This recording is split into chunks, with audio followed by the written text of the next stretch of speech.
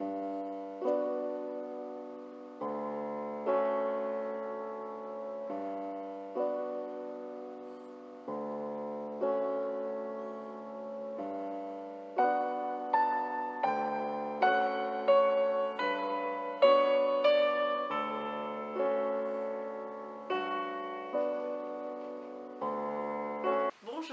et merci à vous d'être présent pour cette nouvelle vidéo, donc des livres dans mon cœur.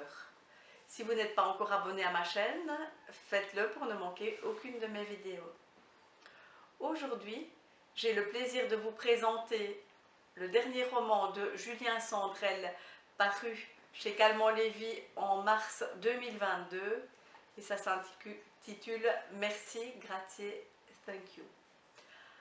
Alors, vous allez me demander, tiens, quelle idée de présenter un roman de Julien Sandrel, alors que Julien Sandrel a beaucoup de succès. C'est vrai que dans ma chaîne, j'essaye de faire la part belle à l'auto-édition ou aux petites maisons d'édition, mais je trouve que quand il y a un livre exceptionnel, ce serait dommage que je ne partage pas avec vous ces pépites que je peux découvrir même dans les romans plus connus et dans les auteurs plus connus. C'est pour ça qu'aujourd'hui, je vous parle de ce roman. Pour ma part, j'ai tous les romans de Julien Sandrel, mais c'est le premier que je lis. Et je suis un peu étonnée de voir que finalement, il n'a pas un parcours qui est vraiment axé sur la psychologie, parce que je compare très fort ce roman que je viens de lire à ce que je lis d'Agnès Martin-Lugan. Alors, je vais tout de suite vous parler de l'histoire de ce roman, sans trop vous en dire bien sûr, pour ne pas vous gâcher le plaisir de la découverte. Donc, ce roman, il commence avec Gina, la grand-mère de Chloé, qui décide de partir tout d'un coup à l'étranger, sans prévenir personne, parce qu'elle vient de gagner une très grosse somme aux machines à sous. Alors, avec cette très grosse somme, elle a décidé de dire merci aux personnes qui ont joué un rôle important, un rôle dans sa vie, et sa vie qui est déjà bien écoulée puisqu'elle a 85 ans au moment où elle gagne ce gros lot aux machines à sous. Et donc, elle part en voyage sans prévenir sa petite fille et elle ne prévient pas non plus sa meilleure amie Olga, qui est elle aussi très inquiète de ce départ inexpliqué de son amie. Alors ça peut paraître un peu farfelu comme ça à l'entame du livre, mais finalement c'est un livre vraiment plein de réalisme et avec beaucoup de thèmes qui sont très actuels.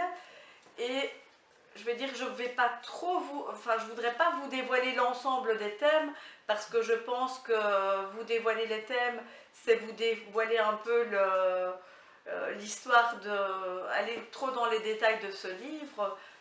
Mais je dirais que des éléments importants de ce livre, ce sont des secrets de famille. Il y a aussi les secrets que certaines personnes peuvent avoir pour d'autres personnes de leur entourage proche. Et puis il y a aussi toute la question de la filiation qui a de l'importance dans cette histoire.